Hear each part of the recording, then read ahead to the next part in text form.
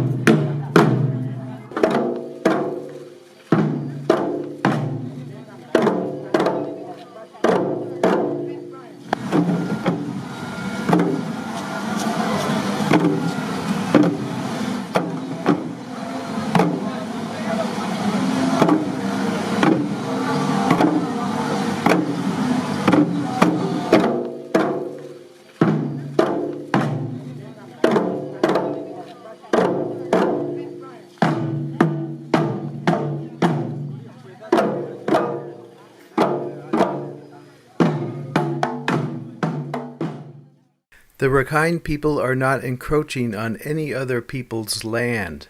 They live with harmony and respect with Hindus, Christians, animist tribal people, and others. There are Muslims of other origins with whom there are no issues, and they are part of the fabric and diversity of the state and the country. However, the Bengali Muslims are different. They come with their minds twisted by their religion to have only contempt and supremacist views of the land's rightful culture, and they will not tolerate nor assimilate with the indigenous culture, and that creates a grave problem. When a Buddhist village becomes surrounded by Bengali Muslim villages, and sharpened bicycle spokes are being shot by slingshots through the thatched walls, eventually a baby, a child, a mother, or a father is wounded. When Buddhist farmers are hacked to death in the far fields, and Buddhist women are raped and killed as they are fetching water or firewood, the situation becomes intolerable.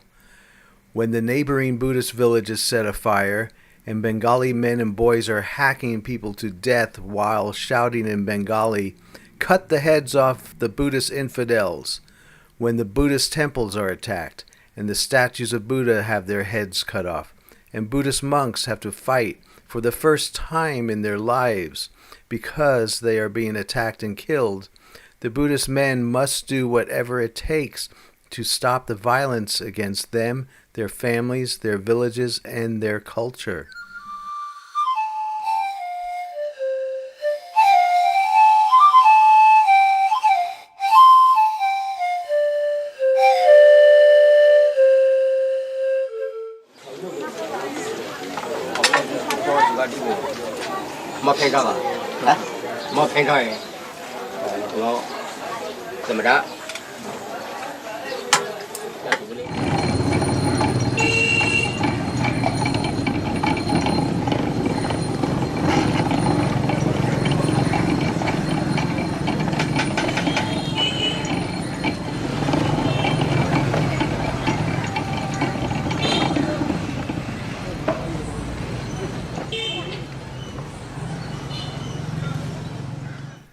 Most of the population lives in villages.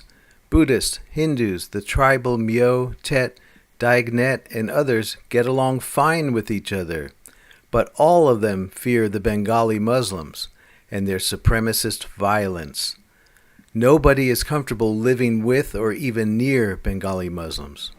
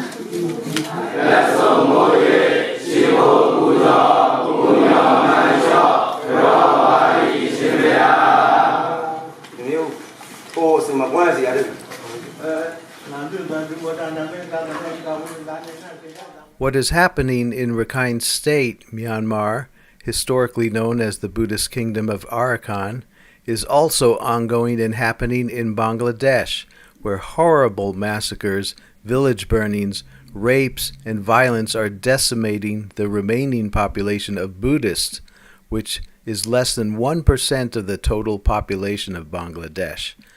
On the western border of Bangladesh, India has built the longest fence in the world to keep out the Bengali Muslims, who were swarming into India, killing, burning, and stealing land.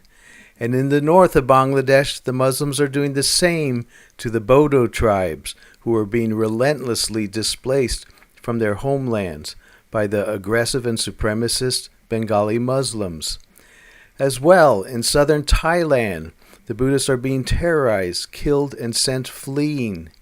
And in formerly tolerant Indonesia and Malaysia, Buddhists are in great danger. Buddhist temples are being destroyed, often with government assistance.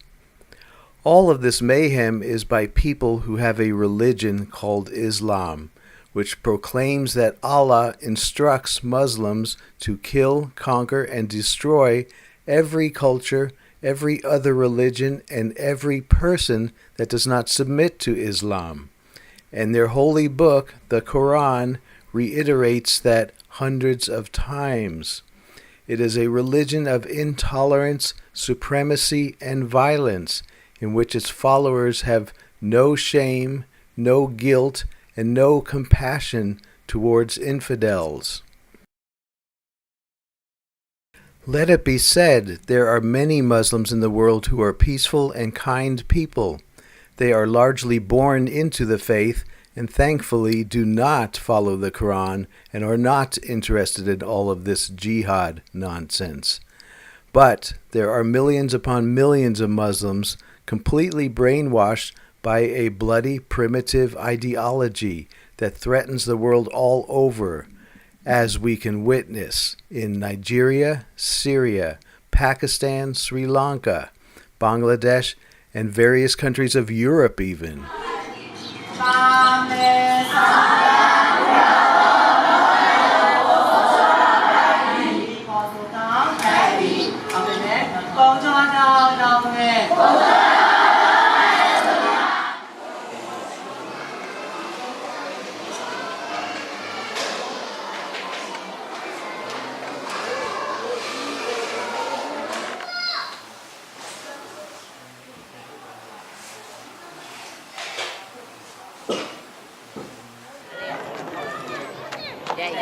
Gái tuần này.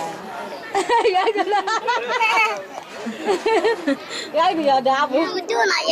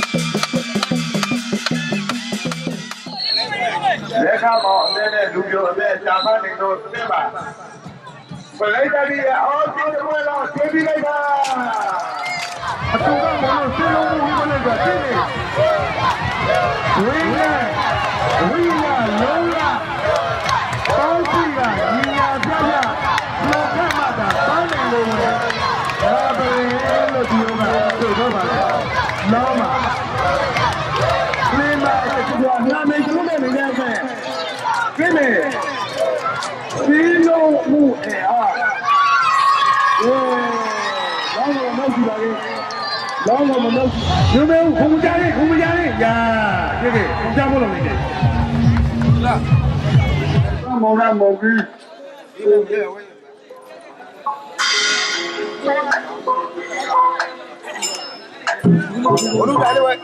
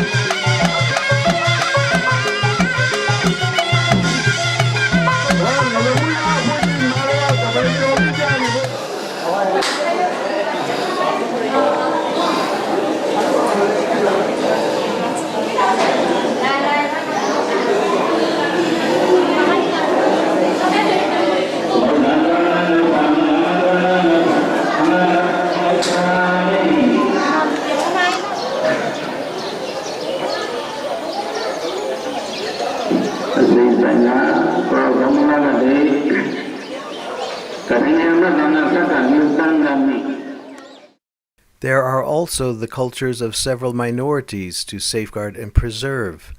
The Bengali Hindus, who share the Bengali language and origins with the Bengali Muslims, are savagely treated by the Muslims and deathly afraid of them. There are minority ethnic Chin ladies in Arakan state, near the border of Chin state. And here are some of the traditions of the Myo tribal people, who also have been living in the Arakan hills well before Muslims even set foot anywhere near here.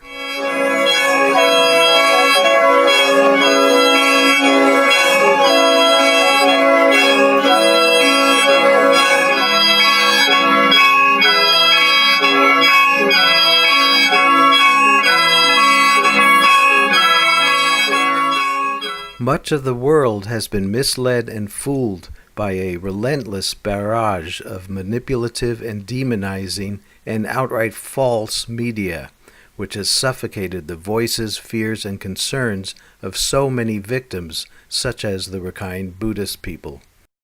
Think about this. Why do the Buddhists, Hindus, and various tribal peoples all get along fine with each other, but all greatly fear the supremacist violence of the Bengali Muslims? Why should the indigenous Buddhists of Arakan, living in their own homeland with their deeply rooted Buddhist culture, have to live with supremacist violent Muslims whose ancestral, historic, and cultural homeland is Bengal, now known as Bangladesh, who want to steal this land from the Buddhists and make it a 100% Muslim-only land ruled by Islamic Sharia law? The Rakhine Buddhists are being aggressively pushed out of their homeland, their villages burned, their people slaughtered, and this has been happening under a relentless campaign of false media, false identity, and false history. The Bengali Muslims want the land only for themselves. They do not want to live in harmony with others because others are infidels. They know only to condemn and despise infidels and their infidel religions and their infidel icons, statues, and temples. The Bengali Muslims can live in Bangladesh, which is their actual homeland.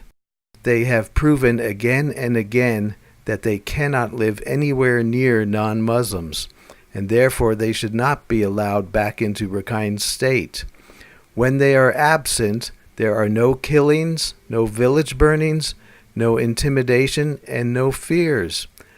Only then will the Buddhists, Hindus, Christians, tribal ethnicities all be able to live peacefully, and Rakhine State can have a chance to prosper.